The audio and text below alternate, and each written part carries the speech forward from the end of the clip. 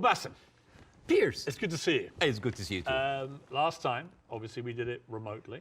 Yes. You were here. I was in London, and you complained that it was an unfair situation. You couldn't see me. Your earpiece kept falling out. Yes. So I thought, okay, fair enough. I hear you. I got on a plane. I flew 6,500 miles.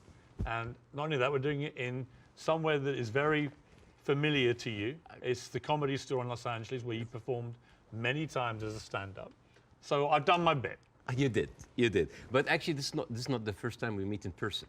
No. We did originally in London last year. And I know that many people are watching this for the first time. I would know this, but like I would really love to tell the story of that moment because I was having a tour in the UK and Europe, and I was doing my English stand-up. And one of my, advertising promotion plan was to come on your show. So my agent called me, it's like, Bاسم, you're going to be on Piers Morgan. I said, damn. It's like, what's wrong? It's like, well, Piers Morgan blocked me on Twitter.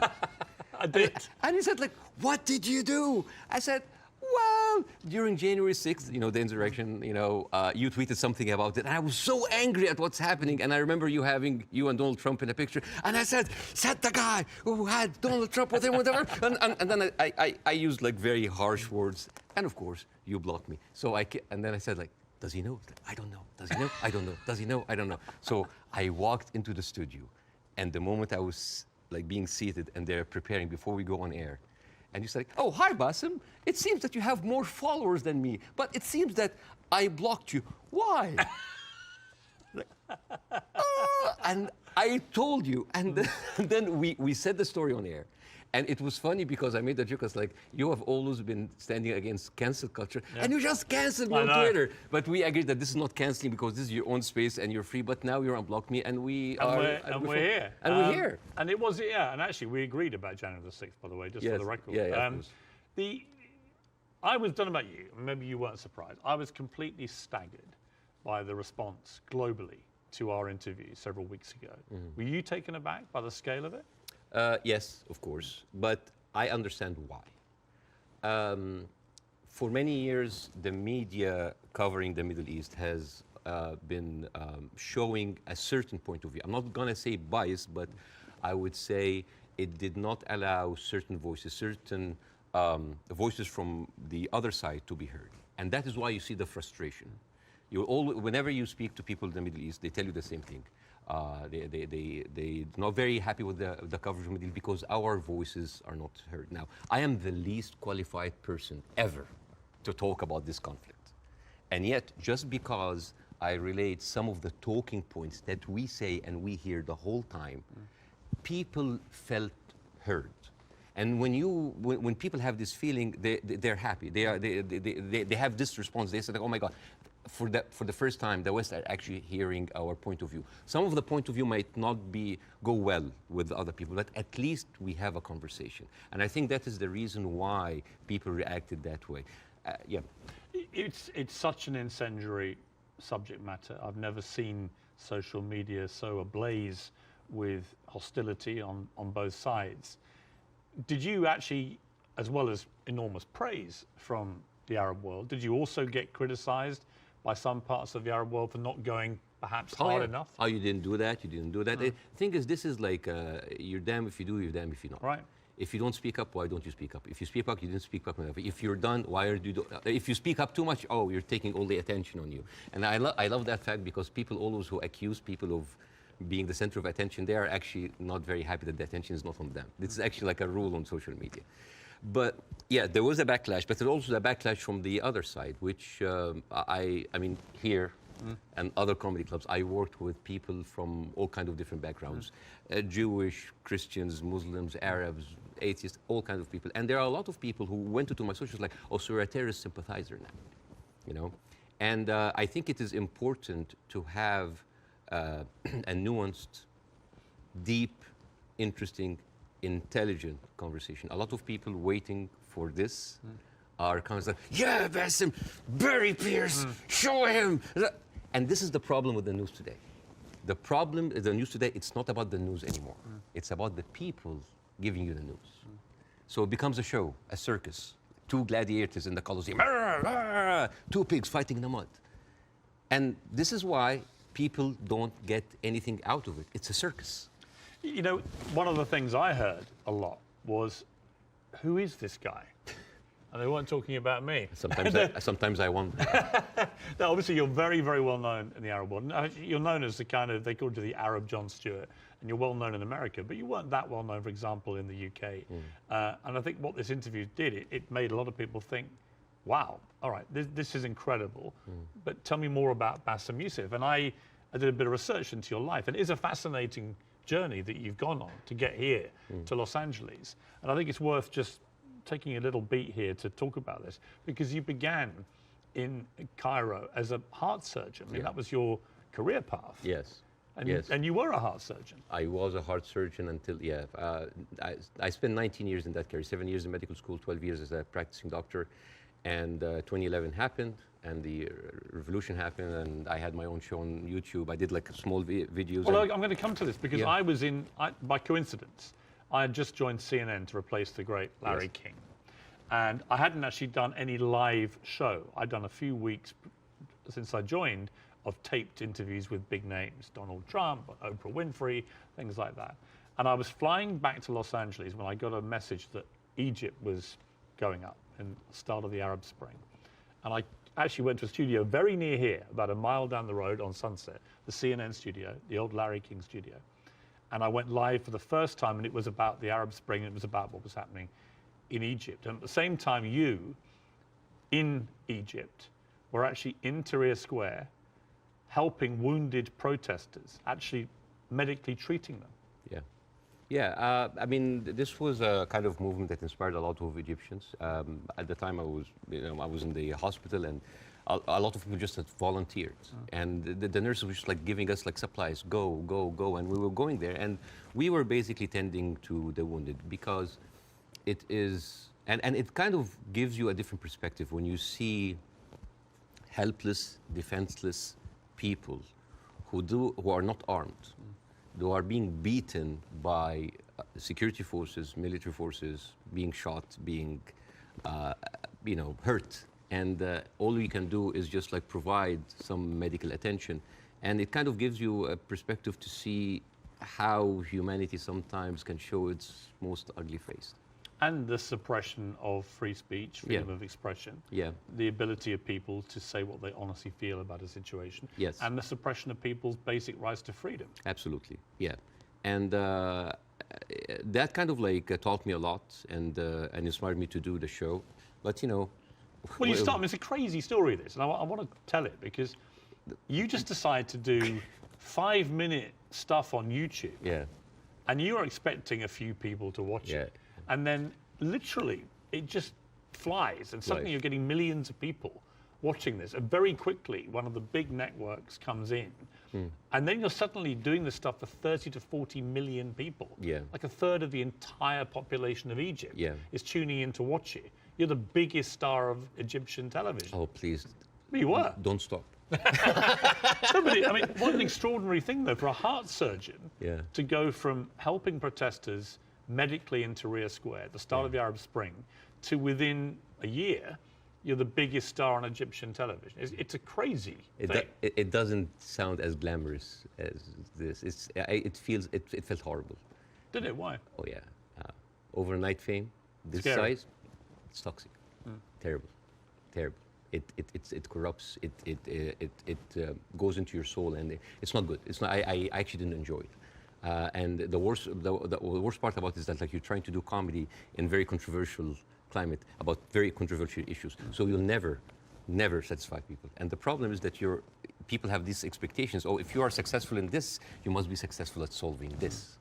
And when things are not solved, because politics, as you know, very difficult to solve, that expectation, this love turns into hate. And this is one of many reasons that I had to leave, and I came here eventually. Well, let's just take people through what happened, because they probably don't know, a lot of people. So during the presidency of Mohamed Morsi, who was a democratically elected Islamist, you had relative freedom to start, but then the more you went after government propaganda, the more you stood up for the people against the government, then the trouble started. Morsi wanted to shut you up. You eventually get dragged through the courts. I was arrested. I was arrested for one day. It was a warrant for my arrest, and then I turned myself in, and I was interrogated, and it was the funniest interrogation ever. And in my stand-up shows, I talk about that scene. Because the guards were reading the stuff out and laughing, right? Well, the guards were taking selfies with me, which is funny. Right. The exchange between me and the prosecutor, general prosecutor, was extremely funny. I mean, I don't like to victimize myself. I don't like, oh, look at that. I actually like to find humor. But why were you arrested? What was the criteria? Oh, yeah. I think the list was insulting Islam, insulting the president, spreading false rumors, and disrupting the fabric of society.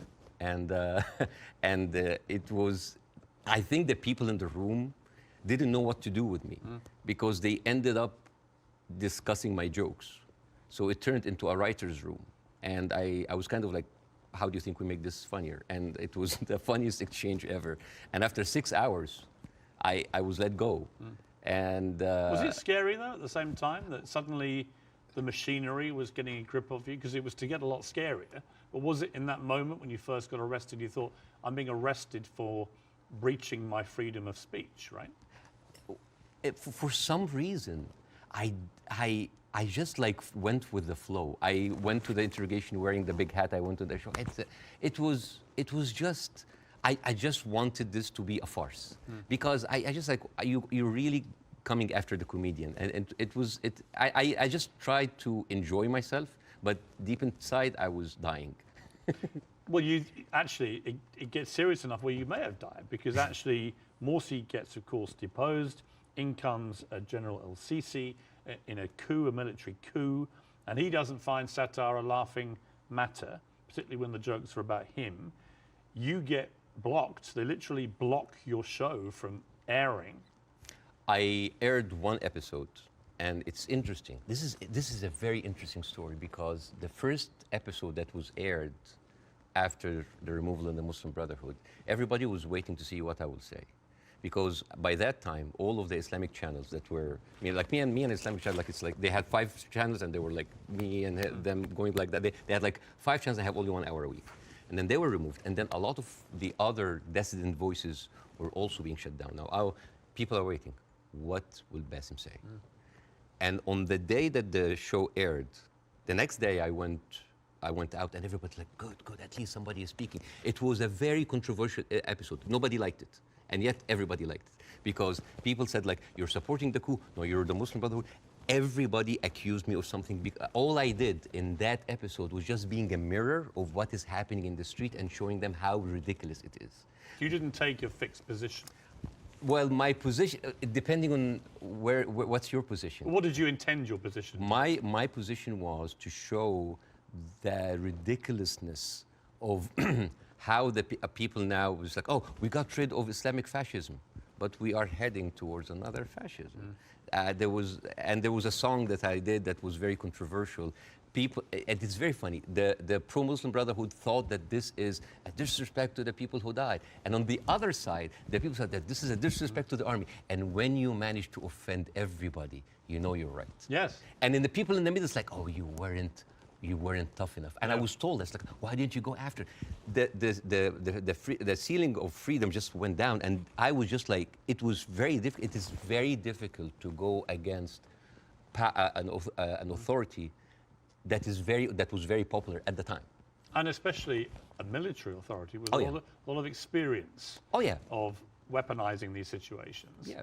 You had death threats. People will always choose, most of the time, they will always choose the military form rather than the religious form because they kind of like, at least they are not infringing on my personal freedom. Not yet.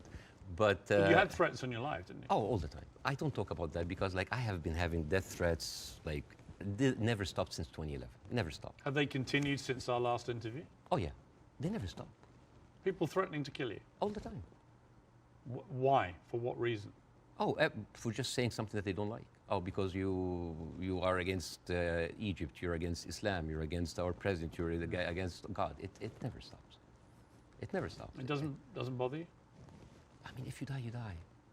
You know? If you die, you die. I mean, since when, whatever, like, no bodyguards deflected a bullet. You know, maybe the guy who's with Ronald Reagan. But Yeah. I think it's like whatever. Even like at a certain point, I actually had like private security, and then I told them I can't. I cannot live like that. If that's my destiny, if I die, I'll just die. You end up with your lawyer saying you've got to get out of here. You've got to get out of Egypt. It's Yeah. getting too dangerous. Yeah. Something bad's going to happen. You're going to Yeah. get arrested again and probably thrown in jail, or someone's going to try and kill you. And you flee to Dubai, and then you end up here in America. Yes. Was that always the plan, to eventually come to America, or was it expediency because of what happened? Well, it's funny that you said that because I visited the United States after the first year of my show. And a doctor that's there, an Egyptian doctor, has been there for a while. I said, listen, Bاسم, you are very visible in the media, and I think you can use that to apply for a green card as a special talent. And I did. And it's like, I have like a huge show in Egypt. It's actually the criteria, because I have the same. Yeah. Is an alien of exceptional ability. Yes. Is what they call you. Yes, we're very charmingly. Yes, we're very We're exceptional. exceptionally able aliens. We are, but we're still aliens. Yeah, yeah. I know. It always makes me laugh. Like, you can come here, but you are an alien. You're an alien, but you're exceptional. Yeah. And I just applied for it, and I got it. I got the time 100 that helped both from my application. I said, maybe I'm not going to use it. And then when that happens, ooh, the green card came handy. So a lot of people think that I'm here on asylum. I'm not. It was just a strike of luck. You now do stand-up. You've done it for 5 years. And fascinatingly, you do some of it for an Arab audience. You have a whole show in Arabic and an English-speaking Yes. version. Yes. And they're probably very different, right? Totally because different. Different sensibilities, different humor, Yeah. different crowds, Yes. different expectation. Yes. Well, the Arab audience come to my show, they expect that's going to be another version of my show that I did in Egypt. And I said, no, it's my personal story. And that when the Arabs come to my English shows, like they think it's like an English version of the shows. Like, no, it's a different story. Even then, this weekend, right before I met you, because of our interview, I sold out Arizona. Really? Yes. And I stood, and the first thing I said, like, who here came because of the Piers Morgan show? I was like, I was like, boy, you're gonna be disappointed because this is not about that. But isn't that amazing? I mean, Yeah. that shows the power of that interview. Yeah. Resonating even in Arizona here. Yeah, because I don't want to succeed just because of a trending moment of time. It is the same show that I've been working and perfecting, and like any stand-up comedian in the United States, your dream is what? Is to sell you special to platforms like Netflix, to HBO, and you want to get there. Because for me, that was like a rebirth. Because I thought like everything was lost. I came here, I had nothing. At first 3-4 years, it was terrible. The first 2 years I was doing stand-up. Oh, I bombed hard. And I went home crying. I said, like, I'm not going to make it. And then suddenly I have already a tour. I mean, even before our show, I already had a set tour. And now I'm having like this ability of like talking to people with different languages, talking to all these different languages. The show that I did in Arizona had an incredible mix of Arabs and Americans. Amazing. And they came here and they completely, and there a lot of them came, they were Palestinians. And they came with like the Palestinians flags and the Kefiyeh, and they thought, it's like, guys, it's like the way, laughter, being good at your job is in its way a way of resistance. Because when you laugh, when you show people that, hey, we have Arab people here, and they are, by the Arabs and Palestinians population in Arizona, one of the most established population in the United States. Arabs in the United States in general, they are like professionals, doctors, engineers, professors. Even the Uber drivers, they are probably were like an engineer or someone very established there, but he had to have like a step down in order to come here and survive. So, I mean, we hardly come find like illegal aliens here or people like came in that were not qualified. So, and this is the problem this is why the reason people were very happy of our interview, because because part of the hate on both sides is that we see the news from a different perspective. And people here see the news from another perspective. And everybody's like, why are those people reacting like this? Because they don't see what the other person sees. And I hope in that interview that we can bridge that gap. Yes. Before we, can I Yes. show? Okay, so this is a gift from me and my wife. This is olive oil from the West Bank. Ah, Whenever I go to Jordan a lot, but my wife also like, ask for the oil from the West Bank. it's very good. It is the best oil ever. And the thing is, the olive trees, they survive up to 600 years. And they are passed from one generation to the other. And it is like a family heritage. And the way that you do it, so this is za'atar. Za'atar is basically thyme, and you add to it sesame and a bunch of herbs. And the way that you eat that, you take like a piece of bread. We don't have to do it now, maybe at the end of the interview. Yeah, we'll do it, yeah. And you soak it a little bit in the oil, and then you take the za'atar. And I'll demonstrate here. Chuk, chuk, chuk. And then here. I love it. Well, I love Arabic food. So at the end of the interview, you're leaving with this oil. So I will take that. It shows that. Well, yeah. thank you. And it's very kind of your wife. Thank you. Thank you very much for me. Well, I'm the one who bought it, but it's okay. Obviously, you started the last interview with, I mean, I would argue savagely dark humour involving your wife. How you've been trying to kill her, and she was using your kids as human shields and stuff. And I'll be honest with you. And I'm still trying to. But you know what? When I failed, you know what I did? I went out to the house and I just like randomly slapped other neighbors.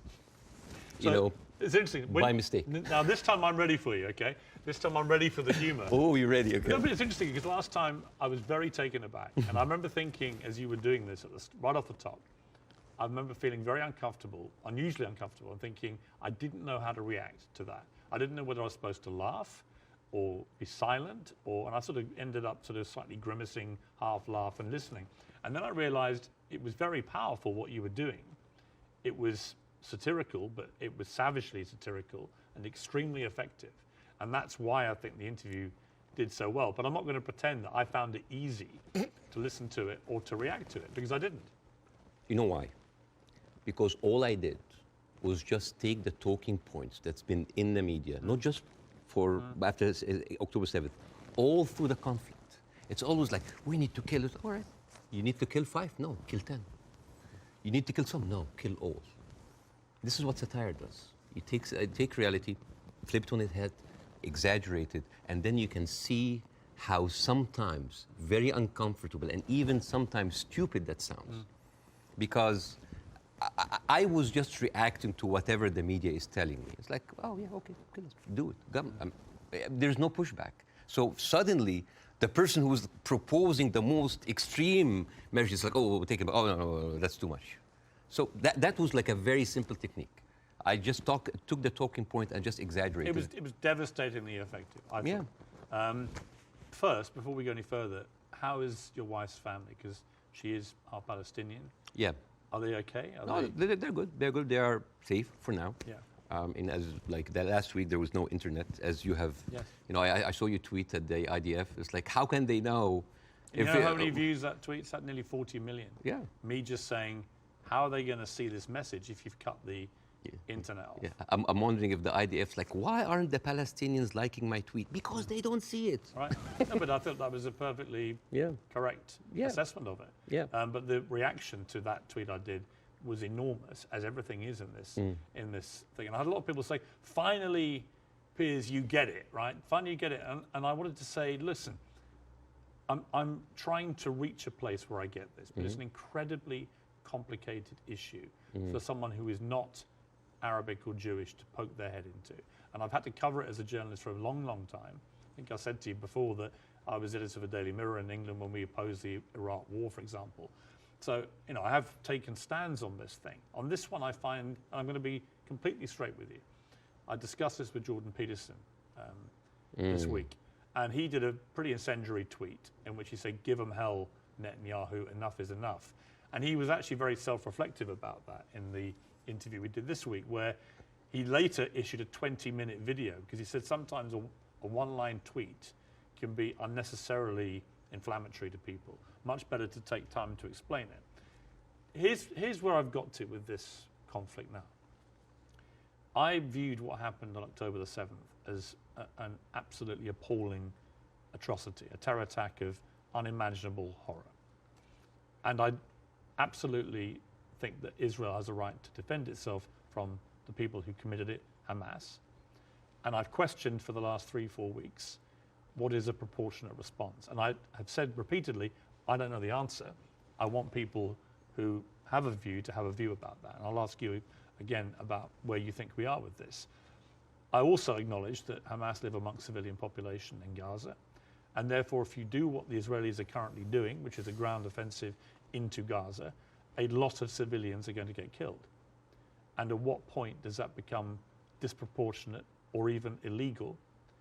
And I don't know the answers to those questions.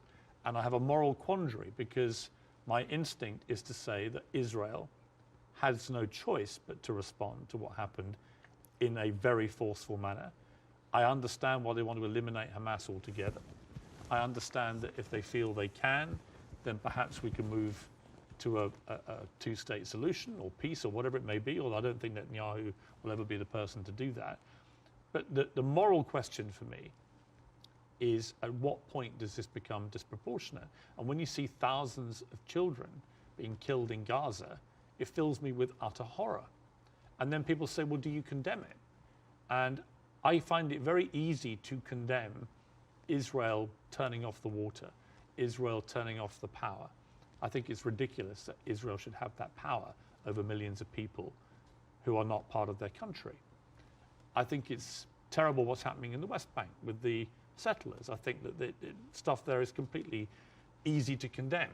But can I, hand on heart, condemn Israel trying to destroy Hamas after what they did on October the 7th? That is where I'm struggling to find myself saying I condemn it, because I believe that they are right to try and destroy Hamas. Now, what do you feel about my moral quandary? Well, there's a lot of points, very a lot, and I think this will kind of like lay the ground rules for that interview. There is a whole thing about like, is it right to defend itself, the condemnation. First of all, let's start with condemnation. Yes. You want my opinion? Yes. Condemning Hamas or condemning Israel? Yes. Completely useless. Completely useless. Why? I condemn Hamas, you condemn Israel, interview is over. What happened? Nothing. It is just checkpoint, like morality checkpoints. But I've interviewed a lot of pro-Palestinians, for example, some of whom will immediately say, I unreservedly condemn the terror attacks of October the 7th, and then go on to criticize Israel. And I think that's it's a position I can completely respect. Yeah. But I find it much harder to respect a pro-Palestinian guest on my show if they simply resolutely refuse to say that they can condemn the terror attacks. Yes. I find that less worthy of respect. But you see, this is the problem with the news. We go into the circular motion of the same answer. One thing that I have noticed, not just on the coverage of these events, the events before and before and before, every time this starts, people say, we don't know what's happening. It's a very complicated situation. Right. What is happening now? And for me, as a viewer, if a conflict that's been there for 75 years and the media with all this technology has been covering it and we hear the same exact words, we don't know what's happening. It's complicated. It's a very complex. That is a failure of the media apparatus. That is the failure to themselves and for the audience, because why every time this happens, it seems like it is happening from point zero. And I think to help understand that, I will get to the October 7th. I will get to the condemnation. I will get to the self-defense. But I think maybe we can we have like all the time in the world, and we can discuss, this interview could be a bookmark, landmark for maybe looking at that conflict in a deeper way that nobody had gone there before. We have the views, we have people waiting. Yes. You know, as I said, I'm the least qualified to discuss that, but it's an opportunity to use it. I'm not massively well qualified myself. Yeah, both of us. Like, I mean, look at us. I'm an Irish Catholic. I mean, right? look at us. Yeah, two privileged people. One white, one white wannabe, discussing the most complex conflict of our history. But I want to start in a totally different area. I want to start with anti-Semitism. Yes. I think it's an important issue. Yes. I think there is a rise of anti-Semitism in the world, and I think this is very dangerous. And I, as a Muslim who has been through events where there were terrorist attacks somewhere, and that reflects on us, I can completely feel that. Since what happened, I had text messages from the Jewish friends, are you okay? Are wife's family okay? And I was texting them, are you okay? And I think it is very important to agree on the language, because the word anti-Semite has been used and abused, and most of the time not for the good interest of the Jewish people. Because the first 2 days of the coverage, I watched the news, and there was a lot of protest that was led by Jewish Voice for Peace, and they were led by people who opposed the Israeli attack on the civilians. And I remember quite well, many of the Republican representatives in Congress came out and they were calling these the global intifada, the global jihad. I love it when they say jihad. They sound like a horse. Jihad. It's very funny. Or they say like, these are, and I quote, Iranian-backed jihadists. And I said, wait a minute, but most of those people are Jewish. Those people who took over the capital, the same people who took over Central Station in New York, which is known as the biggest civil disobedience event in America in the last 2 decades, they were all Jewish. And then I find Nikki Haley saying anti-Zionism equals anti-Semitism.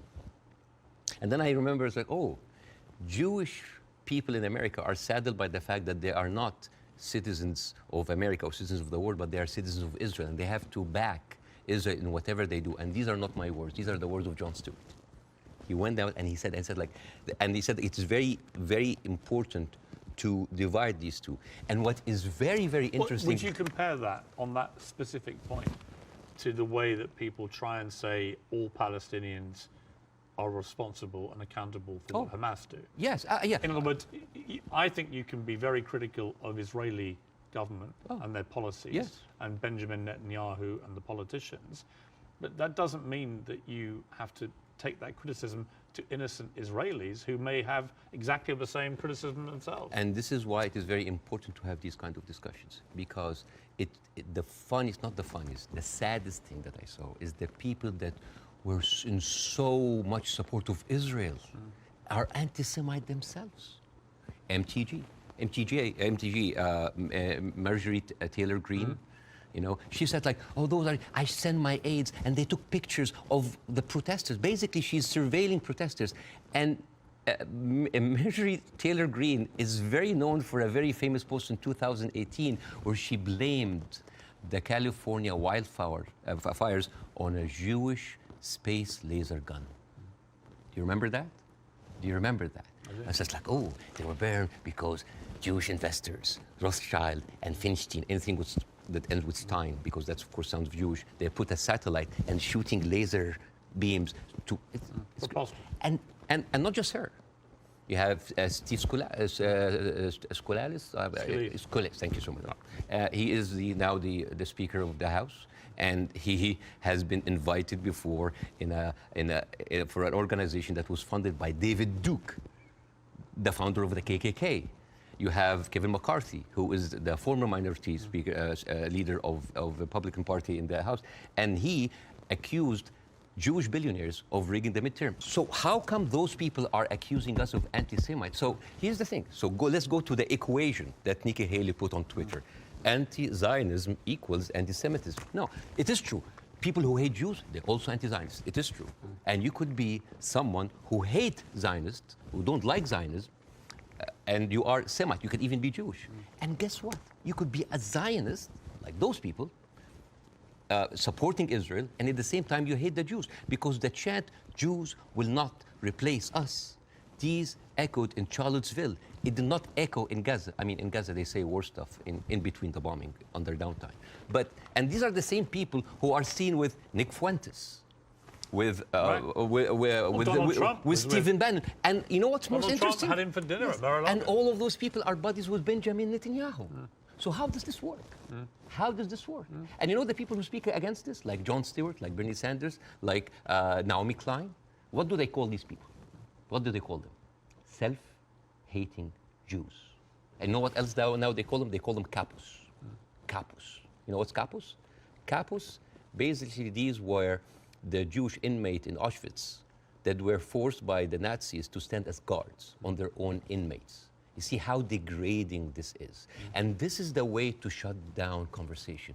Anti-Semite, Islamophobe, you hate America, you hate the military, you hate Egypt, war on Christmas. This is how you shut an environment that does not allow disagreement is not an environment made for Let me growth. a- It's an okay. environment made for control. Let me ask you this. Say, take the student protests in Yes, America, sir. at universities. I have no problem instinctively with students protesting. It's actually part of the DNA of being a student, right? But I do have a problem with two things. One, the protests that happened almost immediately after October the 7th, within hours, which were clearly, deeply, deliberately inflammatory and hurtful to Jewish people. Secondly, I have a real problem with the students who were beaming direct pro-Hamas slogans onto buildings on campuses in America. You know, I'm all for free speech, and I really am. The whole show is predicated on that. But not to the point where you see Jewish students barricaded into libraries because a mob is descending on them. There is a distinction to me between people who are obviously overtly, I mean, there was a professor at Cornell University who was literally seen in public shouting how exhilarated he felt by the attacks of October the 7th. He still hasn't been fired, that guy. I think that crosses a line. Do you? Yeah, I do not like this way. I mean, I can understand why, but I don't condone it. I would never, because you have to understand these people, again, I'm not supporting them. I just want to make sure about two things. The reason that I started with anti-Semitism, because I wanted to make sure to clear any confusion that when I speak about Israel, I'm speaking about Israel. Yes. When I speak about Jewish people, I'm speaking about Jewish people. Yes. When I speak about my Zionists, I'm speaking about Zionists. It was very, because No, I think it was very powerful that you did that. Yeah, I have and to be careful. That's the first thing you did, because I think it's really important. Yeah, but at the same time, when I tell you why does that happen, it doesn't mean that I condone it. There's a difference between explanation and justification. Those people who are exhilarated, the way that they see, this is the same reason why people were so happy about the interview. What do they see? They see Israel as a criminal state who is killing their people, and in the same time, they are supported by the international community and the American. They have no guns, they have no superpower backing them. All they have is just feeling of happiness, like, yes, our enemies that we cannot touch them has been hurt. All they can think about, that these are their enemies that have been hurt, right? I'm not condoning this, but again, like when people were celebrating terrorist attacks, you know, against Western targets. Of course, I don't condone that. But why? Because those people has been, from a very young age, what have they seen? They're not being heard by the media. The plight and the suffering of their brothers in Israel, in Palestine, in the Arab world are not being heard. People in Iraq, you know, like when America and Britain invaded Iraq, right? What the Arabs saw? It's like two superpowers are coming in on just regular people. So whenever there was like a bomb or like an attack on American troops, people would celebrate. Yeah, they're our enemies. Emotions are very inflammatory, and it is not right. But those people had nothing else. All they say is just like shout. All they say is like to rejoice. It is not right. Again, I'm explaining why is this happening, because it's like, yeah, if I cannot get you, I'm just gonna scratch your eyes. I'm gonna scratch your eyes because you've been beating me all the time, and you have the whole international community backing you up, and all I can do is scream. Is it right? No. But it is understandable. Again, it's not the right thing. But no, it's not like understandable. It's like, oh, no. But again, it is an explanation. Now, hate. And again, this is another way why this has been magnified in the media so much. What does the Western audience see? They see people rejoicing for the death of innocent civilians in Israel. This is what have the Arabs seen for years on the Arab world. For example, if you look up Sidrot cinema, this is in 2014 when Israel was bombing Gaza as usual, and the Israelis in the Sidrot, the kibbutz or the settlement, they went on a hill and they had popcorn and they had drinks and they were like watching the show and they were cheering with every rocket coming down. This is what we see. Western people didn't see that. Well, somebody found a tweet actually of mine from 2014 in which I said, at what point does what Israel is currently doing to the Palestinian people become terrorism? And because I've always said, you know, I've spoken about this a lot over the years, and I've always tried to be extremely fair-minded, albeit nobody really wants you to be fair-minded. They want you to take a side. But that was clear that my thinking back then was that they were absolutely overstepping the mark. Absolutely. But again, to the point of rejoicing. No, I know what you mean. Yeah, but like if you, for example, Google the wedding of hate. This is like a Jewish wedding in Israel where they were celebrating the arsons and the burning of Palestinians.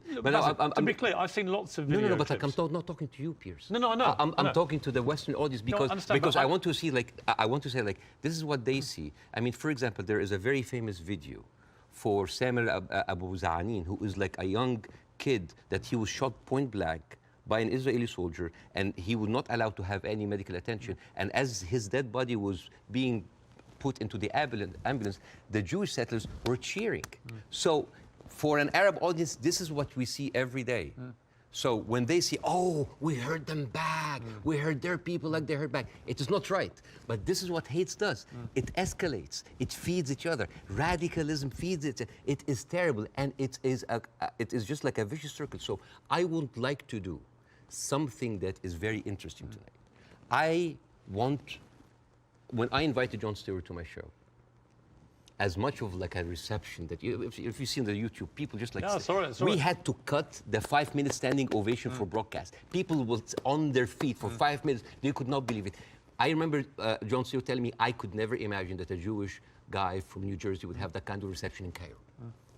And yet, on the internet, people who would, what? You brought a Jew on your show? Why you are with a Jew? Yes, hate is there. Yes. So, and the thing is, like, why we do not see each other, people in the Middle East, people in the West, that we do not put ourselves in each other's shoes. And I want to do something very interesting today. I want to give, I like telling stories. And I'm going to tell you a very nice story. Tell away. This is the story, surprise, surprise, of the suffering and the plight of the Jewish people. And I want to say that because it is very interesting when you see the trauma and the suffering that the people on the other side went through, you might understand why they're coming so. So this is, see this? This is a map of all of the history of the expulsion of the Jews in Europe. They've been like, I have never seen a minority being kicked around this much, right? And of course, this comes back to the, you know, the whole idea about the original sin, that you have betrayed Jesus Christ. The blood of Jesus is on your hand. And then comes the 11th century. At that time, Jewish people were not allowed to own land. They were just peasants. Even some of the professions they were not even allowed to participate in. But they were allowed to do one thing, usury, money lending, because it was prohibited by the Catholic Church to engage into that. So what happens when you work in money? You get richer, right? And those Jews lived in ghettos. Now, ghettos was not just like isolated neighborhoods in cities. Sometimes ghettos were outside the city. This is like how isolated they were. And in those ghettos, they have to pay gold to the mayor or the governor or the prince or the noble. So they would see, you're getting richer. I need more taxes. So they pay tax. What happens when you have a business and they increase your rent? You increase your service, increase the taxes. So what happened? The Christians started to default. And suddenly, the image of the greedy Jew was created. Shylock, merchant of Venice. If it will feed nothing else, it will feed my revenge. You know, like never did I see a creature like, you know, I can't remember that. Never did I saw like a creature that looked like a man so keen and greedy. Confound of a man. You know, English. I messed it up. Anyways, but this was the image, greedy Jew, the greedy Jew. This was created because of their conditions, and it became worse in 1095, when Pope Urban II called for the first crusade to go and save the birth of Jesus from the unbelievers Muslim. And you know, this crusade did not kill a single Muslim. You know how many people they killed? 2,000 Jews. Because it's like, wait, the non-believers are all over there. Why don't? So they went to it's called the Crusades of the Rhineland. So they went to the Jewish community because, hey, we own the money, so let's kill them better than paying them. And then came the plague. And then all of the things like, oh, they're killing babies, who would do that to a baby, you know? And they accused them of poisoning the well. This was the kind of oppression that the Jewish people went through. Fast forward 19th century, there was like the Eastern Jew in Ukraine and Russia, and there was the Western Jews in Europe. those people in the East, the Eastern Jews, had to immigrate because there were pogroms and they were like, kicked out. And at a certain point, the people in the West, especially in England, it's like, there are too many Jews. We need a solution. A solution for what? For the Jewish problem. So it's like we need to get rid of them. And you know what? Palestine was not even on the A list. Palestine was on the B list because England proposed 6,000 square miles in Uganda for the Jews, 1903. And the reason why Palestine was not on the list, that it was objected by a lot of rabbis that said, like, it's a promised land, but only when the Messiah comes. But there were other options: Argentina, South Africa, Uganda, Madagascar. And eventually they said, all right, let's do Palestine. So they went to Palestine in 1914. There was 700,000 people living in Palestine, 3% were Jewish. 1917, Balfour Declaration. Arthur Balfour, he called the Jewish people in England that they are alien and hostile race. And the thing is, the only Jewish member of the parliament, of the English parliament, Lord Montague, he objects, like, these are British citizens, we should not kick them out. So they pushed them, but it was not going fast enough. Came the Nazis. And then it was not about the solution anymore. It was the end losing, the final solution by Hitler, because he needed an answer for the Jewish question, the Judefrage. And then, as you see, the Holocaust happened, the most orchestrated, industrialized, horrible genocide in our modern time. 6 million Jews died. So it accelerated, and they went.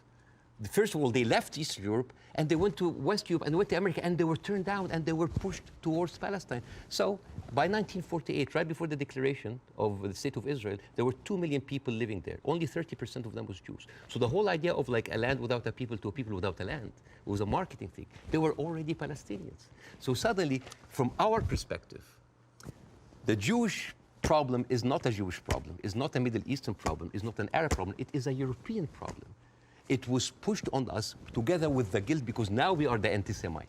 Now we are the Jewish hater. And not just that, they took land. So people look at this like, why are we even, we had a lot of refugees coming in.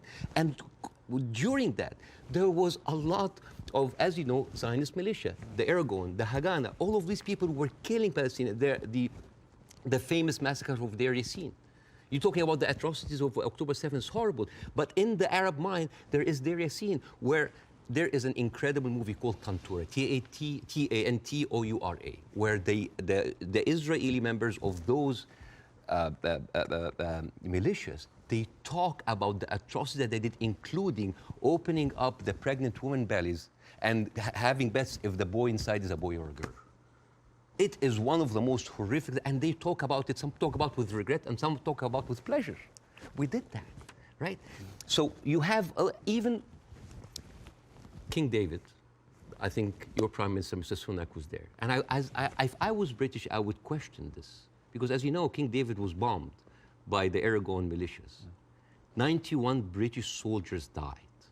I don't know, if I was British, how come my Prime Minister would have the nerve to stay in that hotel? I mean, you know, the ghost of the 91 British soldiers, that must be haunting for them, you see?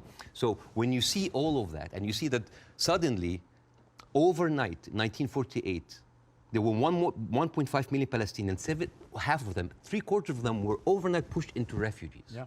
And this is why it's called the Nakba, the catastrophe. So now we have all of this building up into the minds. And suddenly this was like a conflict, a hate, a problem that we didn't have to do anything with. This was basically pushed on us by the Europeans. You see? So this is why it is important to say that. And I'm not saying that just like, oh, let's wipe out the State of Israel, let's like push them in the sea. No, but it's important when you talk about the conflict, that you talk about the root causes, right? No, there was like a vibrant Palestinian culture happening over there. And right now they are erasing this culture. Suddenly I'm thinking of like Israeli feta cheese, Israeli hummus. Oh, that's an insult. Israeli hummus, come on. I mean, take the land, but leave the hummus, man. I mean, come on. I mean, that's not fair. You are someone who's always spoken against culture, cancel culture. Right now, a whole culture is cancelled. Let me ask you this. Jonathan Friedland is a top Jewish journalist for the Guardian newspaper.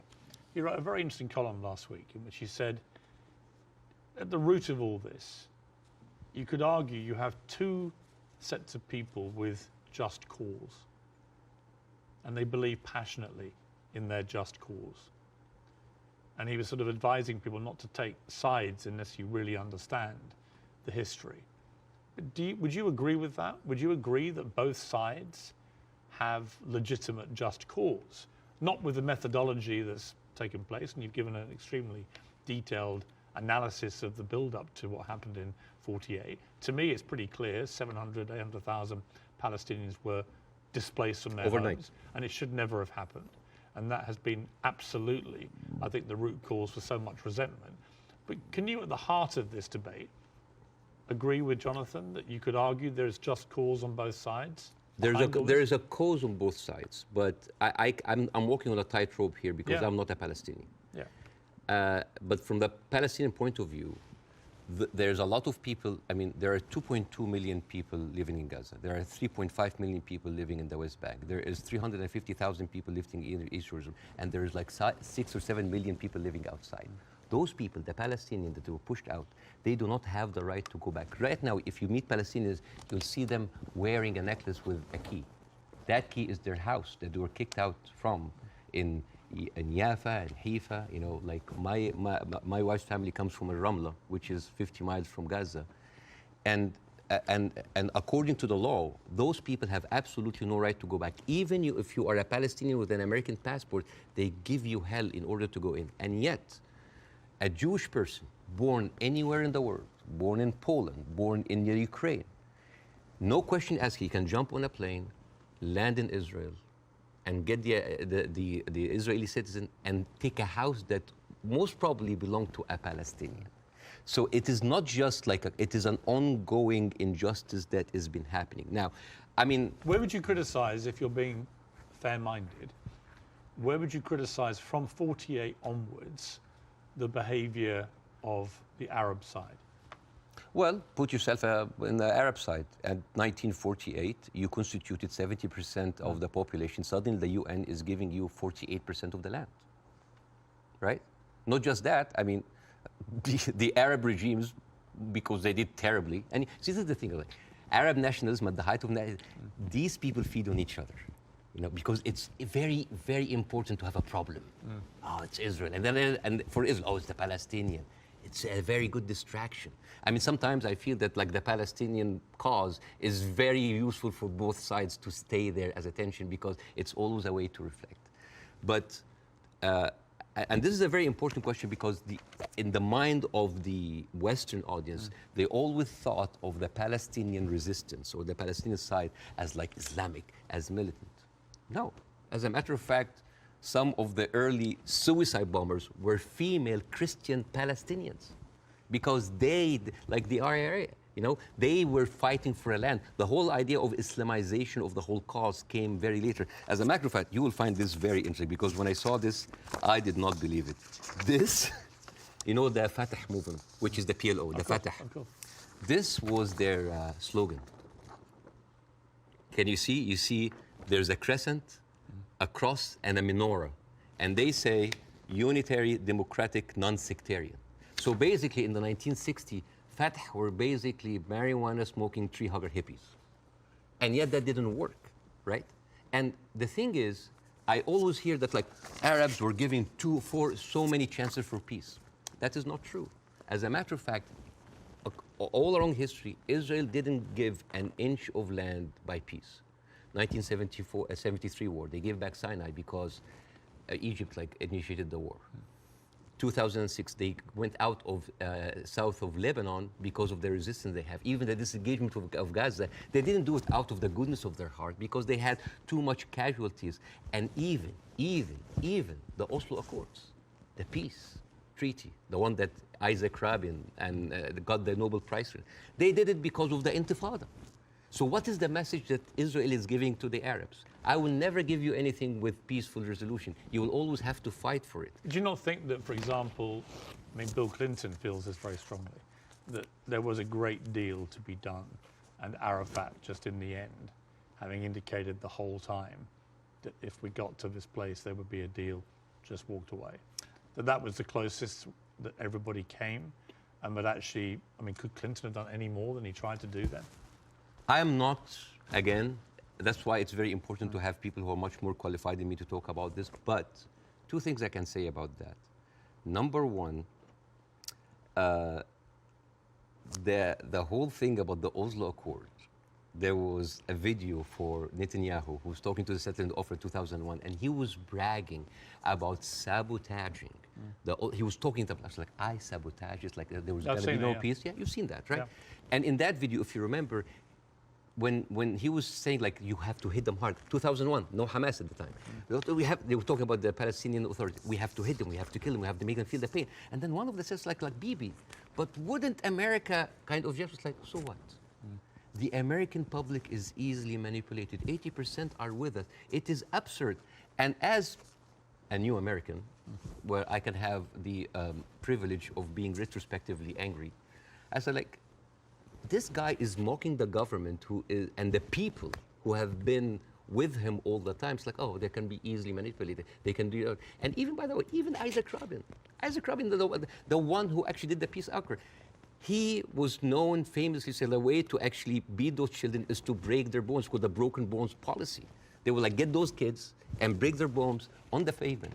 So this has, the whole idea about like Israel wanted peace and Arabs wanted to fight is a very, very bad representation. I actually think as it's gone on, the genuine will on both sides for peace has not existed. No. I think it's been a deceit to the world. No, I'm sorry. And to the relative groups of people on both sides. The official... And actually a betrayal of them. The official stand of the Palestinian Authority, and again, I cannot speak, I mean, it is very difficult to do this.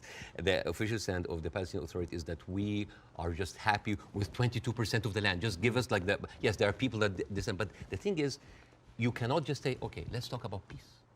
And then you take away my land. Let's talk about peace. And there's a kind of like passive aggressiveness happening. Oh, let's talk about it, but I'm going to build settlements. I'm going to suffocate your cities and your villages. See, I think that has been incredibly inflammatory. Yes. Worsening the situation. I think putting back the chance of peace. I mean, Netanyahu, I interviewed Netanyahu earlier this year in the middle of the big social protests in his own country. And I couldn't understand what he thought he was doing, except that it seemed to me political expediency, that he had to get power. You know, again, he had put a bunch of right-wing headbangers into his cabinet who have incredibly bad records, speak in an incredibly incendiary way about Palestinians, for example. And that he did this for power. And then he launched, because they were pushing him to do it, a ridiculous assault on the integrity of the Supreme Court, the independence of the Supreme Court. And many Israelis rose up. So Netanyahu has become, to me, a big problem. Right? And the people, all the polling shows that. Israeli people are very unhappy with Netanyahu. I don't think he's ever going to actually want to forge peace. And in fact, I think he was instrumental with Hamas in wanting to keep them in power, because he felt that that would create the split with the Palestinians, with two political groups, and that would be good for Israel. And it was leaked in a Likud conference in 2019 that he was bragging about giving Hamas money because this is a way that we can keep Palestinians divided, and yet so we will never have one. So this is a guy who was. But look, we can agree about Netanyahu, I think. No, right? But not just Netanyahu. There's a book. And I would say most of his cabinet. There's a book called The Fear of Peace. It's by Moshe Zimmerman. And he's an Israeli historian, and he said, like, the average Israeli citizen does not have a vision of peace. Because for 70 years, this is a country that has been, the war has been going on for, they have been expanding because of war, the military is taking over. So the whole idea of peace is not even there. It's not just Netanyahu. Like you have, I remember you have interviewed Naftali Bennett. Yes. And I think you tweeted that like that was like a very kind of reasonable take. Yeah. I don't think I said reasonable. No. Yeah. But like Naftali, he went after Queen Rania, and he called up shame on Queen Rania. No, I didn't say reasonable. I just said this. I did a fire emoji. Yeah. Yeah. I just said what he was saying. Yeah. I mean, I was going to ask you about Queen Rania, and let's ask about since you've raised it, because Queen Rania accused the West of a glaring double standard. She said, this is the first time in modern history there's such human suffering, and the world is not even calling for a ceasefire. So the silence is deafening, and to many in our region, it makes the Western world complicit. Now, other people said, well, okay, if you feel that strongly, why aren't you taking in any Palestinians? Why is Egypt not taking Palestinians? Why does the Arab world want to constantly attack Israel without actually offering any place to go for the Palestinians. And what do you say to that? That is exactly what Israel wants. And that is exactly what might actually starts Third War III. This is the war solution. These are Palestinians. These are their lands. And then suddenly take them. Why? So they've been basically kicked around from their homes. And now another country should take them? You see what will happen? Imagine this. Now, and because Israeli official has been talking openly about this. It's like, why don't they just go in Sinai? Why they go? You know what would happen? Those people are going to be pushed in Sinai. And with any population, 2 million people, they are living in refugee camp. What do you think will happen? Unrest, chaos. And then after a few years, the Western media will come with their cameras like, oh, look at those Arabs. Oh, they're killing each other. Oh, Israel is good that they got rid of them. And then they will go to the West Bank. And so those 3.5 million people push into Jordan. The whole idea, why does Jordan take them? Why does Egypt take them? The same question. Europe has 44 countries. Why don't they take Israel? America has 50 states. Why don't they give them Florida? I mean, we seem to complain about Florida the whole time. Why don't they just like give Israel? The whole idea was like, oh, you're Arabs, you're all the same. No, no, no. Because what will happen then? So Israel will move into Jordan? That's like, oh, Saudi, why don't you take the Jordanian? So this is not a solution. This is not a solution. Bاسم, I hear you. I'm not taking a position either way. Let me ask you directly. But I want to say something about what Queen Radia said. Okay. The whole idea about like the West. Yeah. I think that in 3 weeks, Israel morally corrupted the West like no other. I think the West will have a lot of time to recover because for years, the West has been telling us, oh, look, we're liberal. We're all about human rights. All are equal. Adopt our values. And then suddenly, well, you don't want to even to cease. We don't want to even tell Israel to stop. And suddenly we woke up and we found McDonald's are giving free meals to the Israeli because like nothing will make you feel better after killing a bunch of Palestinian kids than a happy meal. So let me ask you this. They have a toy. So this brings me to Hamas, okay?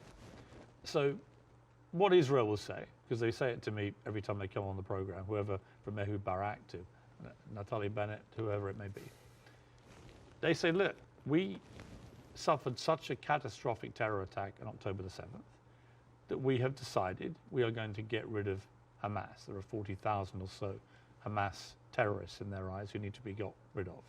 And I do believe they're terrorists. Only terrorists can commit the kind of act of terrorism we saw. So can we, on that point, can we agree on that? Do you believe Hamas is a terror group? It is classified by America as I'm not a big fan of Hamas, and they are a militant group. That does like stuff like... Are they terrorists, do you think? Yeah. Cool. Okay. So we agree on this.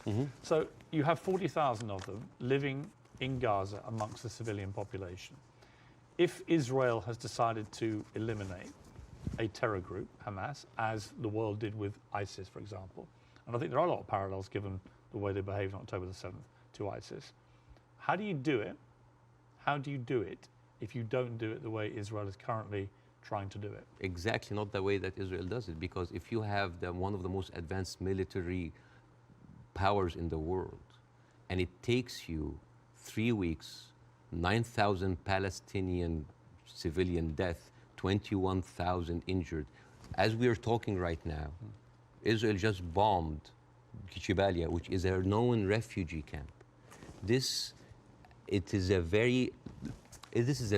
not self-defense. You know, like one of the most questions, like, does Israel have the right to defend itself? This is a no-value question. This is a no-value question. Well, I would ask a different point. I would say, not only do they have a right to defend themselves, which every country would after a terror attack, right? But they actually have a duty and responsibility to their population to try and stop that happening again to them. They've been doing... And I do understand, and I agree with that. Yeah, but here's the thing. If it takes you all of that time, all of these civilians, to take out a few hundred guerrilla fighters... We don't know how many of the people... A few thousand. We don't know. It doesn't matter. Yeah, but Bاسم, you don't know and I don't know. We don't know, but right? like... We don't even know if the casualty numbers are correct because they're all coming from Hamas. And we and we should believe Israel? No, not necessarily, no. I don't believe either side. But here's my problem with Israel. But here's my point. I don't think we should assume that we know these statistics are correct. I don't think we should assume we know exactly how many children are being killed. We do know a lot have been killed, so the moral argument remains the same. But we don't know how many Hamas terrorists have been killed in the last 3 weeks? We just don't know, do we? So basically, we're dealing with a very incompetent military force that has been sucking America dry for years, and then they cannot do the job. But how else do they get rid of Hamas? Not like that. How do they do it? I don't know, but not like that, because they've been trying. But you've got to have another. They have. First of all, I'm not a military expert. Second of all, they've been trying the same thing for years. They go in.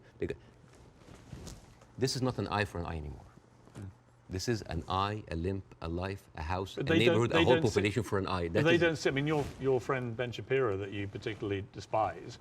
Oh, I love Ben Shapiro. He's very smart. Oh, yeah, but you've been very critical. I mean, that's fair enough. I'm sure he would be of you. But when I asked him about proportion, he said I don't care about a proportionate response. So let's kill civilians as Hamas did this, so we are going to get rid of Hamas. But it's not in his eyes. It wasn't eye for an eye, tooth for a tooth. It was this group of terrorists did this, and we are now going to rid the world of these terrorists. And this is very important to look at things in context. When you see how Israelis talk inside their community, there was a very famous post by Uriel Eritzol. He is the speechwriter of Netanyahu. He said, "What is so horrific about understanding that the whole Palestinian people are our enemies? All of them are enemy combatants. We should kill them, kill their mother, destroy their homes, the homes that they raised those snakes, so no snakes will be raised in this house anymore." And this was reposted by Ali Chaket, which is the minister of, wait for it, justice.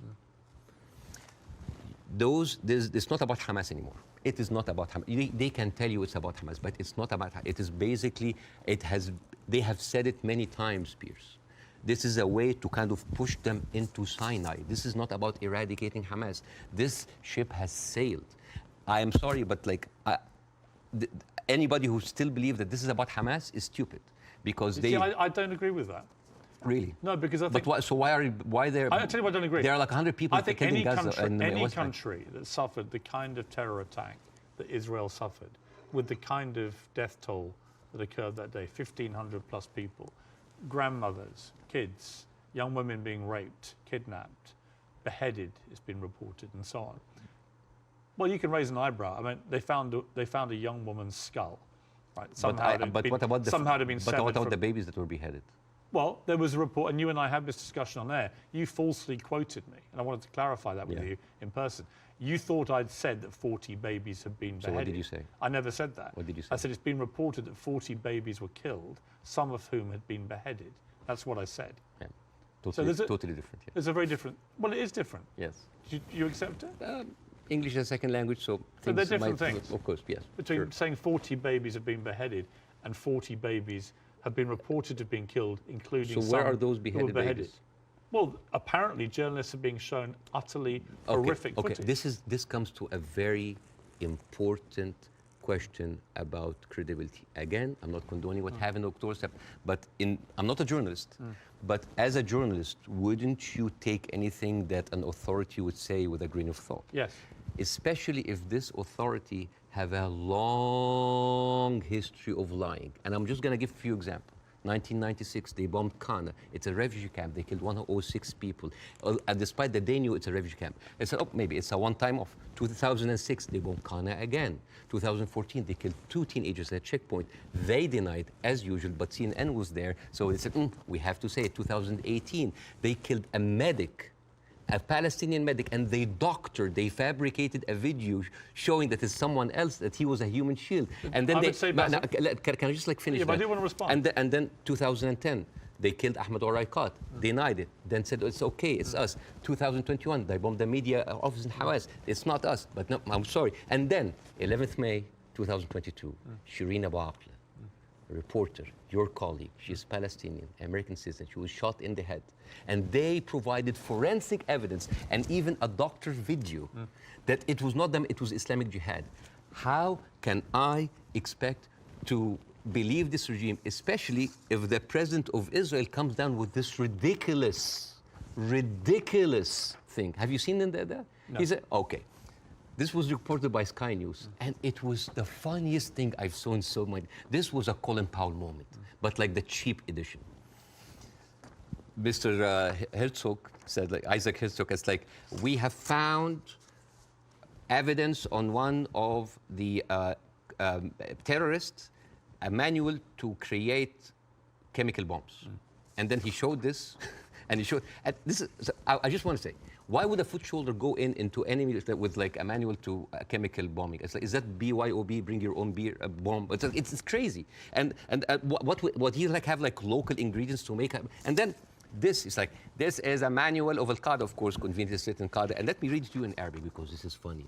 So, النشرة الدولية المعنية بالتطوير الذاتي والمعرفي للمجاهدين, which basically say, this is basically like a catalog for self-improvement for mujahideen. I didn't know that they have life coaches. So this, and you know what Sky News said? It's like, we cannot confirm or any of this, but we will show it anyway. So let me respond. So this is like this is a lying government. So let me respond. I do think the Israeli government has lied.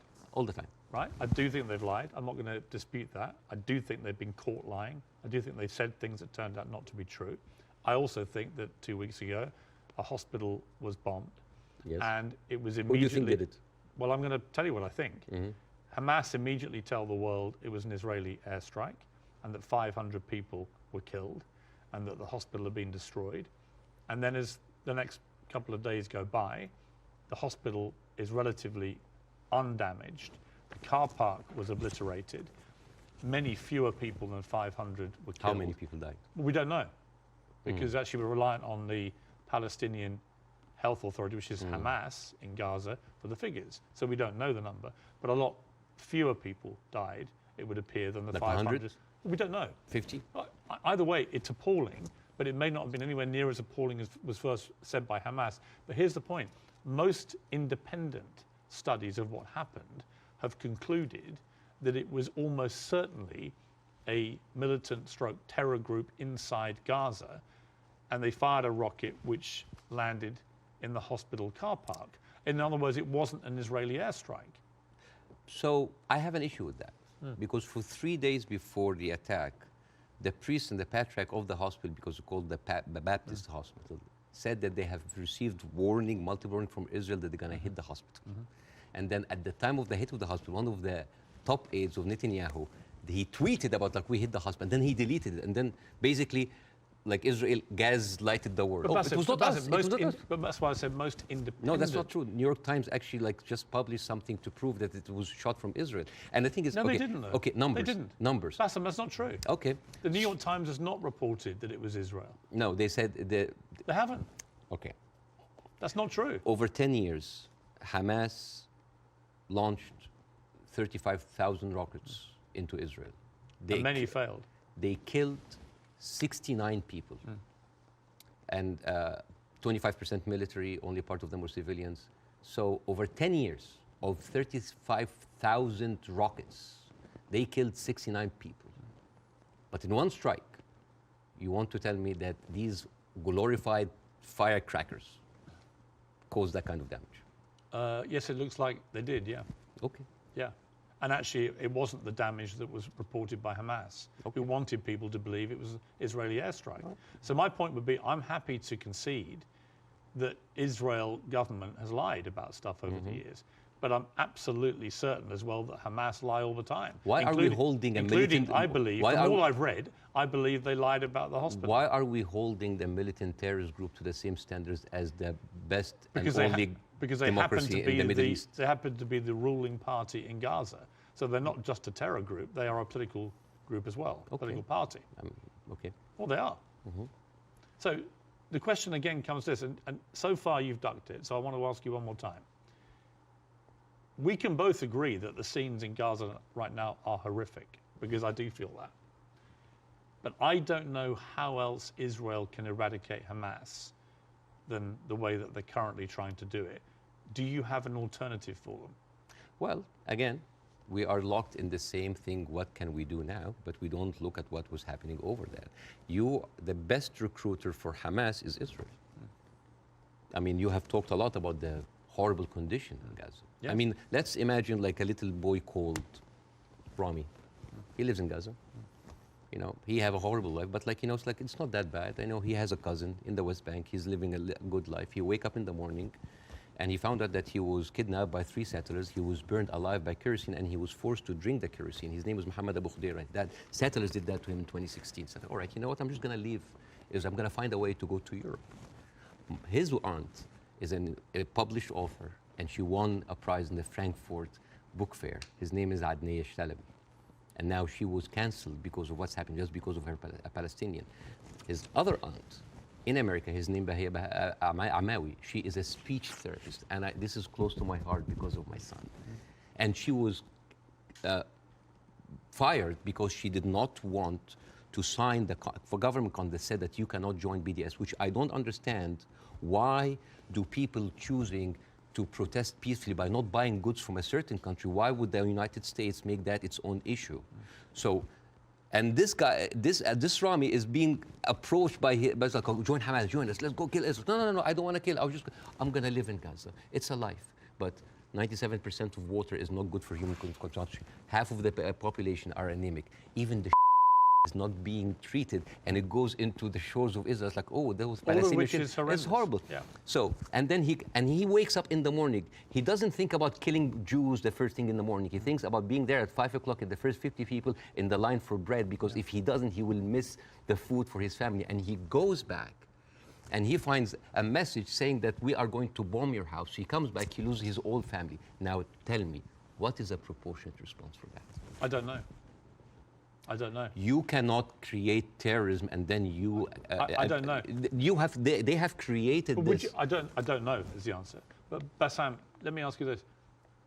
Hamas will have known when they perpetrated what they did on October the 7th, what the scale of response was likely to be. How does that help the Palestinian people? I don't know. That they are supposed to serve? I don't know. The wheels are already set in motion. But it doesn't, does it? I do not, you know, this is the thing. I feel sometimes that Hamas is with us in the room, that we are bringing Hamas. Who has the power in this equation? Who has the fourth largest and strongest military power? The whole idea about Israel, it's like, oh my God, the Arabs are going to destroy us. Look at the map. Well, hang on, hang on. Hamas's stated goal is the eradication of Israel and the Jewish people. Yes. They make no pretense about it. They've made no attempt, unlike the Nazis who try to cover up their crimes. Absolutely. They've made no attempt to try and deny what they brazenly boasted about it. Yes. They are proud of what they did. Right? And they will have known, again, the scale of what they did on October the 7th would have prompted this kind of response, which would have led to thousands of innocent Palestinians getting killed. And my question for you... I wish the 7th of October never happened. Right, but every time something happened. You say, well, Hamas is everywhere. Well, yeah, actually all roads, roads on this particular part of the crisis, and I accept it's been going on for 75 years, this conflict, but all roads in this crisis lead to Hamas and what they did. And not necessarily. Because all roads goes to the condition that created Hamas. If the Jewish people were expelled from Europe and went to Argentina or South Africa and Uganda and went in and took the land, you would have Hamas in all of these places. You and I can agree that the conditions Palestinian people have had to endure in Gaza for a very long time are completely unacceptable.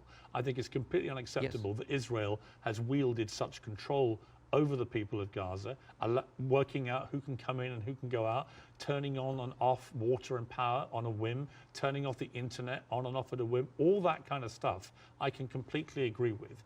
But given that I think we agree Hamas are a terror group... Okay, let's say... Let me finish my question.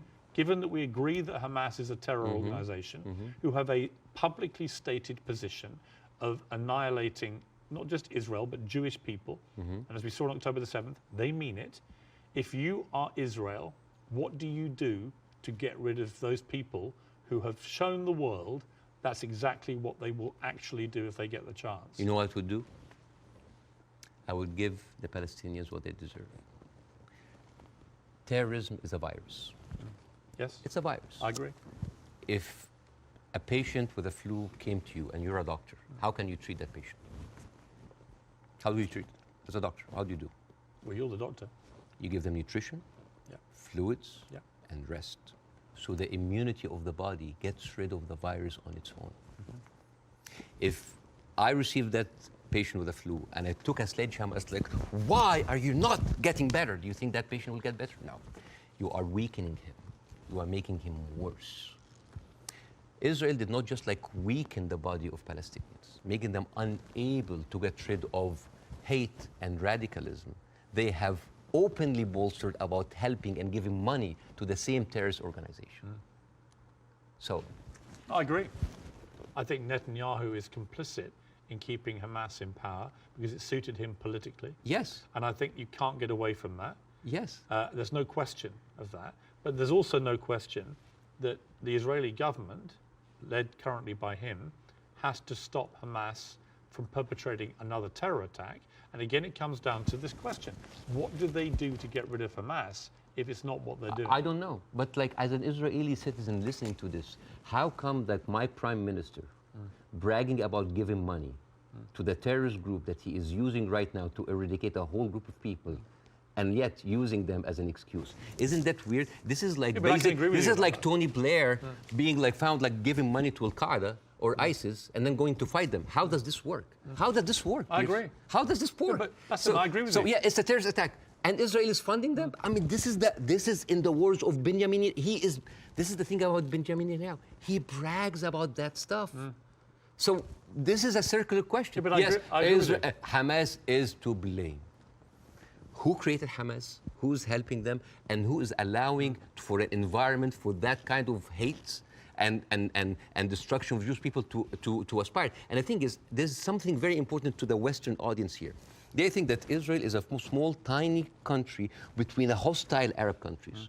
The biggest military power in the Arab world is Egypt. They have a peace treaty. Their neighbors, Jordan, they have a peace treaty. Saudi Arabia, Emirates, either like have like full relationship or like on the way of normalization. The only people that, even Syria is not like even like they didn't launch like a single bullet. The only two crutches that Israel is like Hezbollah and Hamas. A few militant, thousands of militant. Syria, is that really formed an existential like threat, especially if I know that over 13 years, only 69 Israelis were killed? I would say. Would that really wipe out Israel? Is Israel that weak? I think if you have two groups of people who are ideologically wedded to your destruction as a state and as a populace, and you're constantly firing rockets, as Hamas have done for over a decade now, then that cannot be acceptable. You have to stop that, right? These are terrorists who've now shown on October the 7th their true colors. They don't just talk about wanting to kill all Jewish people. They are going to do it if they get the chance. So I don't believe Hamas can possibly stay in any position of authority in Gaza. I think that would be ruinous for not just the people of Gaza, but also for Israelis. So if you're going to get rid of them, which many people think on both sides is inevitable and should happen as a consequence of what they did, the big question is, how do you do that? And I don't know any other way other than the way Israel is currently doing. Hence my personal moral quandary about this. So if a terrorist takes over the Empire State, instead of taking him out, we bomb the whole Empire State? Well, that's the question, isn't it? Proportion. That is not even a question. Well, that was not even a question, because that would be ridiculous. You talk about the normalization of the region. I mean, the theory that I most buy into, supported by recent, I think, Wall Street Journal reporting, that hundreds of Hamas terrorists had gone to Iran for training before this attack. It had obviously been very carefully organized, and so that is, I think, highly likely. But if you're Iran, and you're looking at all this normalization, and you're looking at Saudi Arabia being next, this is your worst nightmare. So a perfect time to commit an atrocity like this through your proxy of Hamas. Again, I'm not a political expert to know what is the background, but let me tell you. It's a likely theory. Is Hamas justified? Is all of the horrible conditions that Palestinians are living in, is that a justification for Hamas doing what they did in October 7th? Good. Do you think so? Of course not. Right. So we're agreed. No, of course. So let me ask you the question a different way. There is no justification what Israel is doing now. No Hamas, no terrorist attack justifies this. Well, because you have been there. No, but that's you have been there. You have stood against the Iraq war. So that is too much. Yeah, but here's the difference. You are killing a whole population. No, here's the difference. I didn't stand against them for that reason. I stood against the Iraq war because I did not believe we had seen evidence that Saddam Hussein had weapons of mass destruction.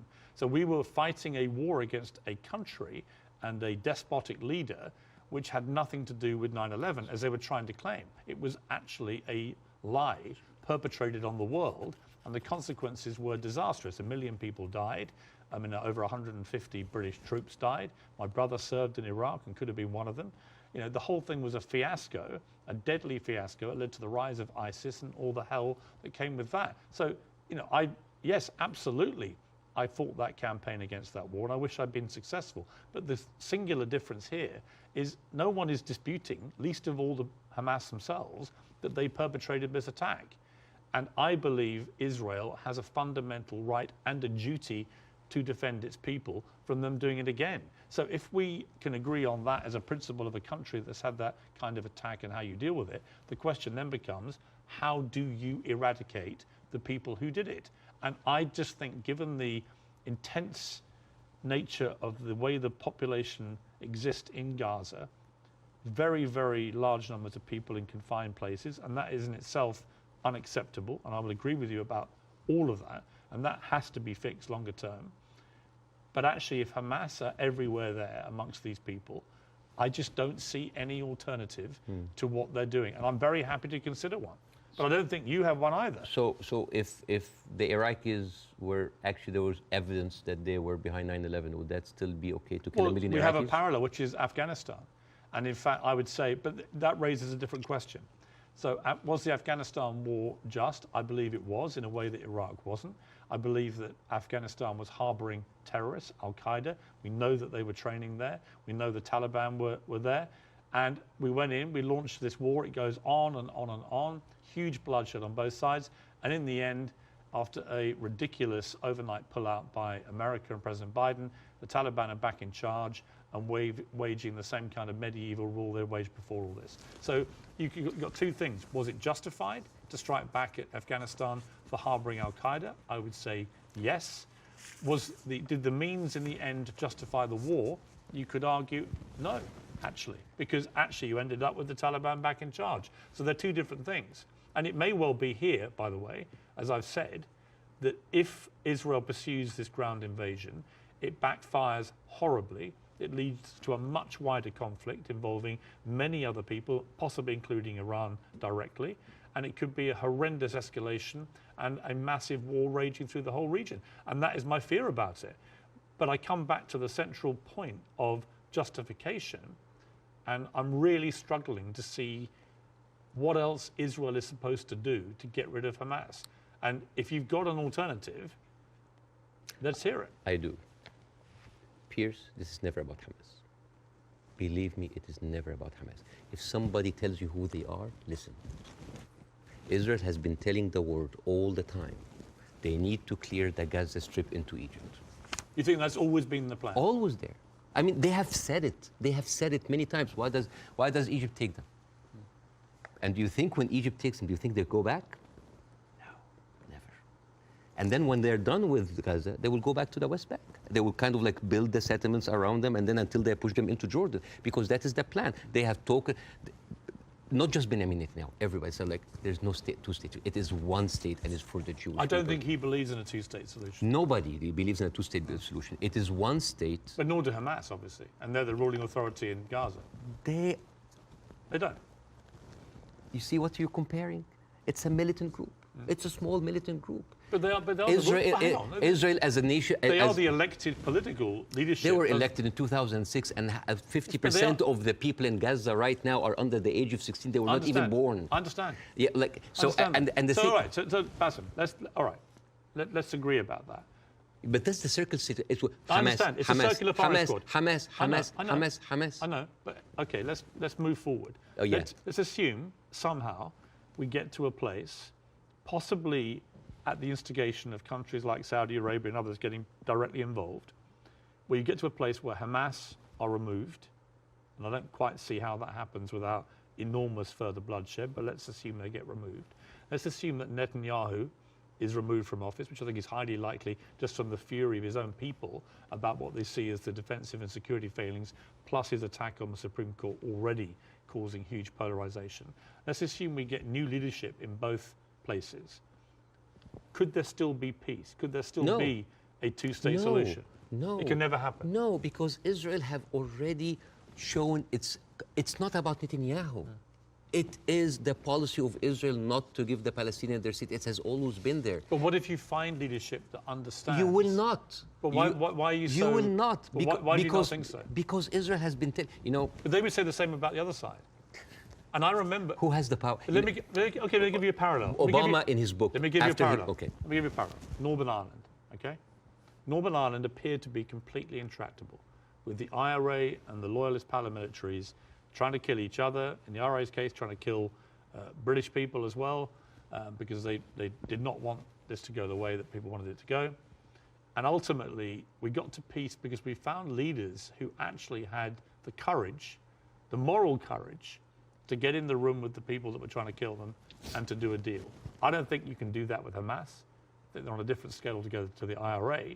But we did have a seemingly intractable place riddled with violence on both sides, and eventually we got peace. Do you not see there's any chance of doing that here? No, not with Israel. Obama, after he left office, he wrote in his book, the problem with the Palestinian-Israeli conflict is that one side is extremely powerful and one side is extremely weak. There is absolutely nothing to oblige that strong side to give anything. All over the years, Israel showed you many times that they are not interested in peace. Leave Gaza. Forget Hamas for a second. The West Bank. What have they been doing in the West Bank? The illegal settlements did not stop a single day. No, they no. Are and it's completely wrong. Yeah, but the thing is, it's wrong. I agree with you. But you see what they're doing in the West Bank right now? They are creating little Gazas. They are creating little Gazas. Yeah. And until they are like squeeze them. It's completely wrong. There is a hilarious documentary called The Wanted 18. It is like an Israeli-Palestinian co-production. And it tells about the incredible story about the residents of Beit Sahur. It's a Palestinian town next to the Nazareth. And they said they don't want to depend on the milk coming from the kibbutz. So they bought 18 cows. 18 cows.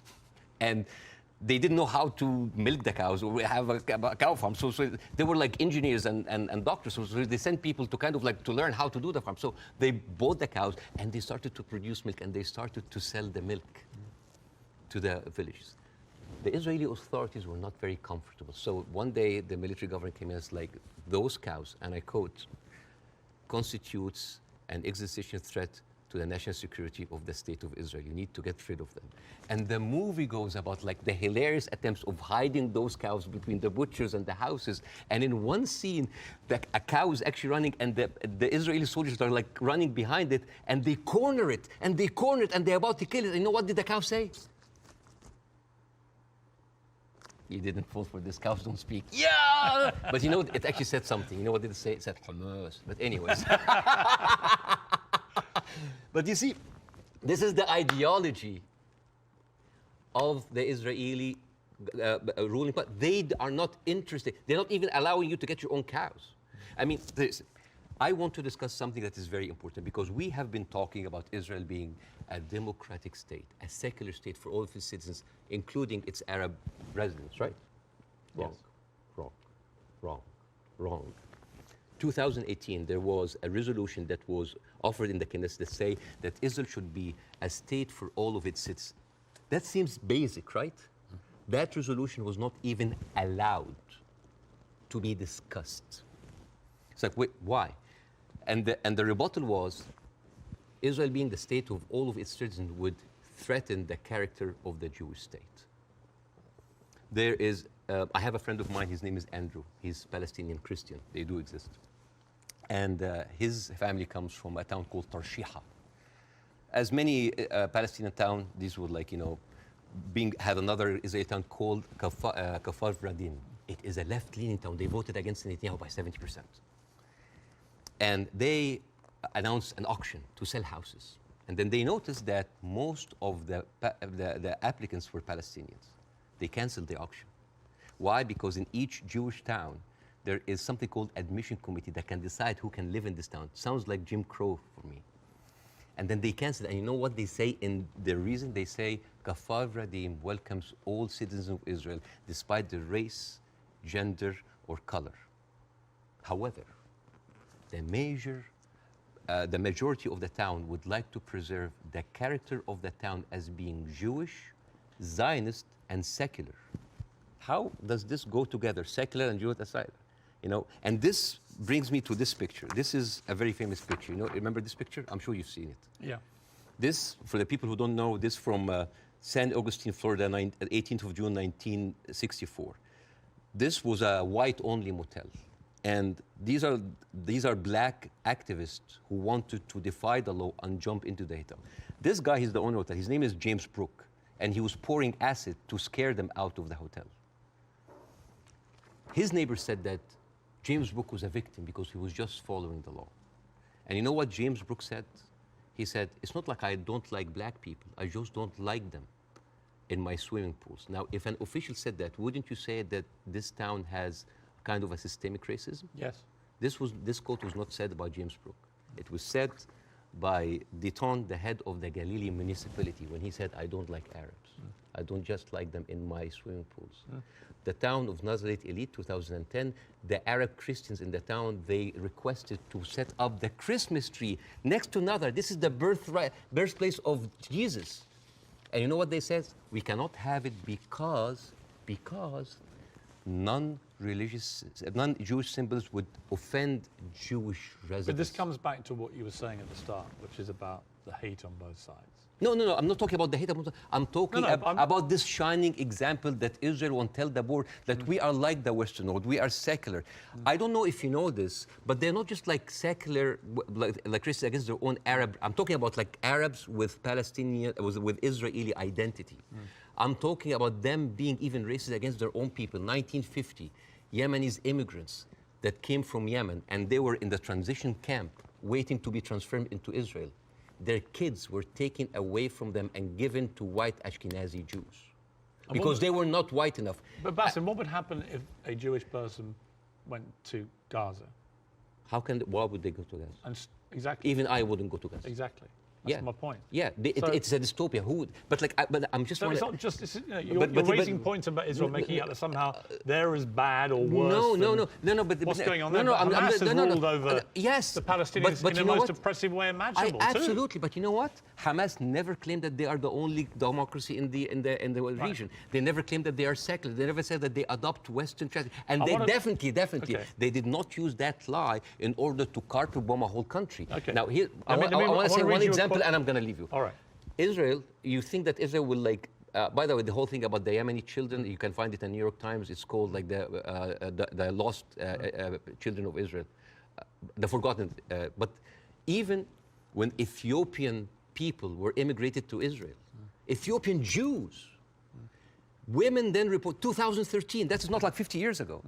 They reported that they were given against their consent and without their knowledge contraceptive shots so they wouldn't reproduce because they are the wrong color. Israel is a racist, apartheid country that is projecting this shiny example of secularism and democracy for the people so people can accept whatever they do because they look at Palestinians as lesser people. This is the whole point. This is the whole point. And I would like to quote Winston Churchill.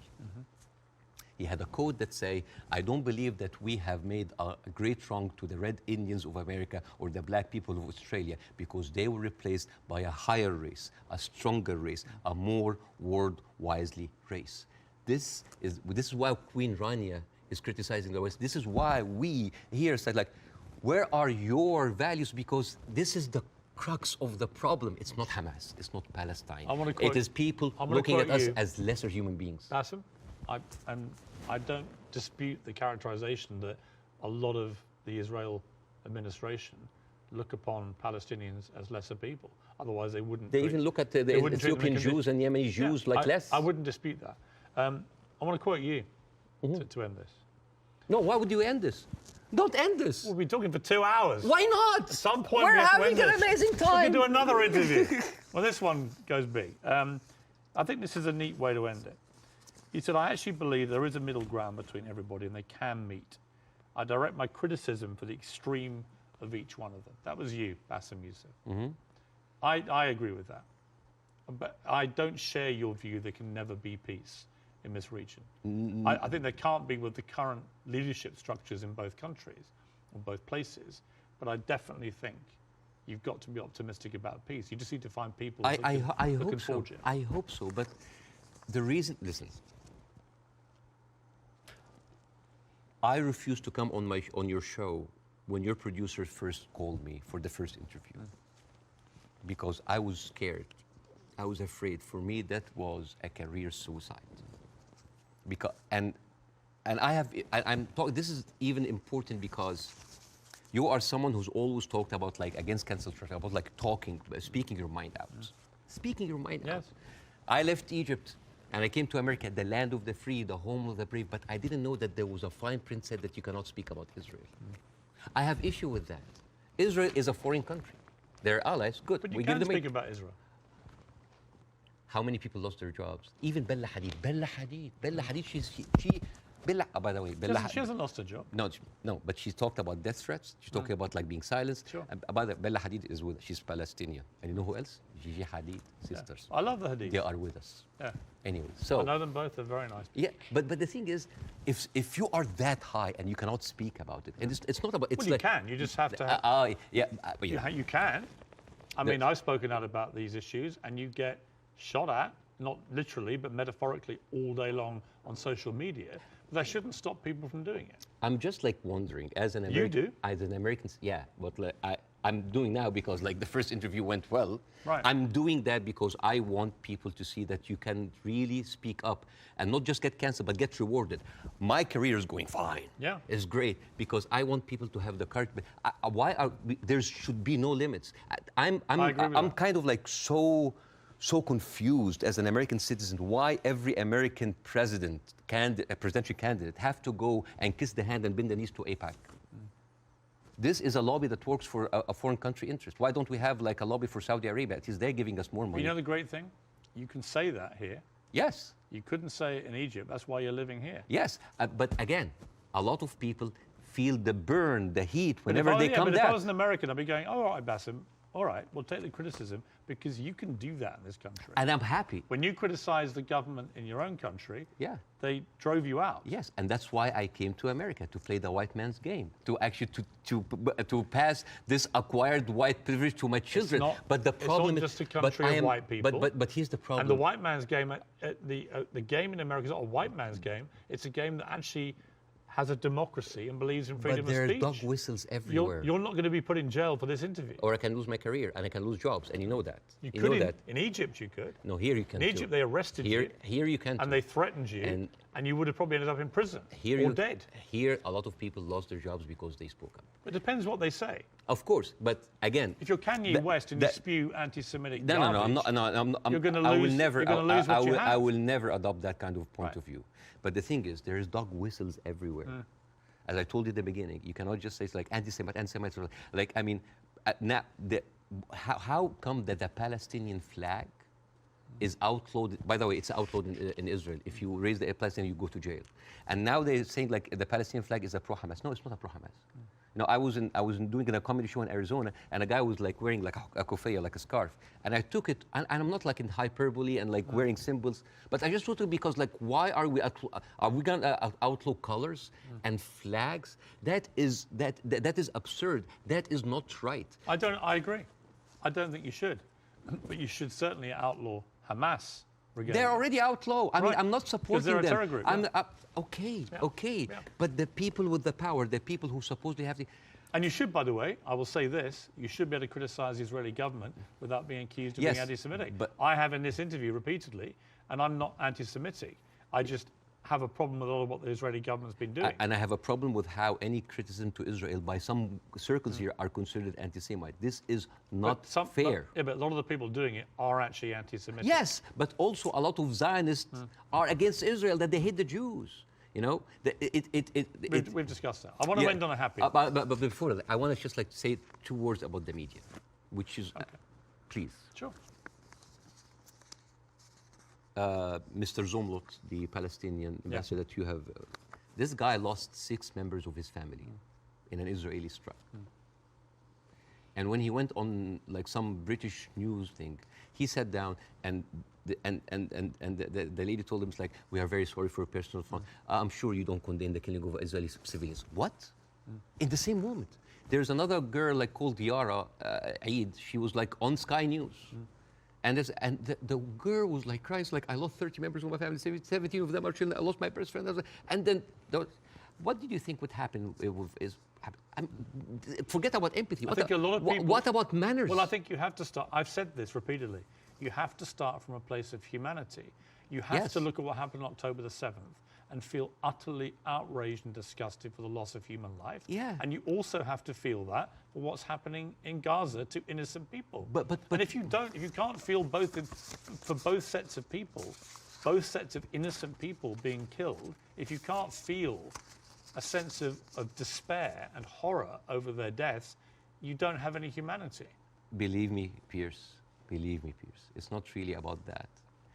There's a deep sentiment in the Middle East, in Arabs, that the West do not look at us as equals. Well, you know what? So what I did, I went to the machines. Yeah. And I asked ChatGPT simple questions.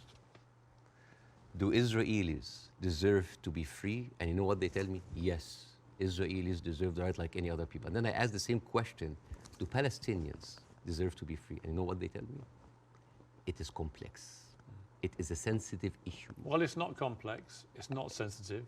The Palestinian people should be free. Yeah, but And they even the machines let me have- finish. And they should have exactly the same rights to freedom and freedom of expression and a way to lead their lives and to water and to power and to Yeah. internet that Israelis have and we have here in America and we have back in my home country of the UK. And I want that for the Palestinian people. We've got to end it there. Okay. Mainly because I've worked up a hell of a All hunger right. in 2 hours of interview, and you have brought your wife's cooking. So, okay, Hala. So tell me again how I do this. Okay, so basically, Take a piece of this, You- put you- it in you- the olive oil, yes, which is from the West Bank, yeah, from the West Bank, and then a little bit of this, yes, like that. yes. This is like amazing oil coming from the olive tree. This has come from the West Bank. Since 1967, Israel have actually uprooted 800,000 olive trees, just to. That is absolutely delicious. I know. Please thank your wife for me. Thank you. Wish her all the best and her family, particularly those who are obviously in Gaza.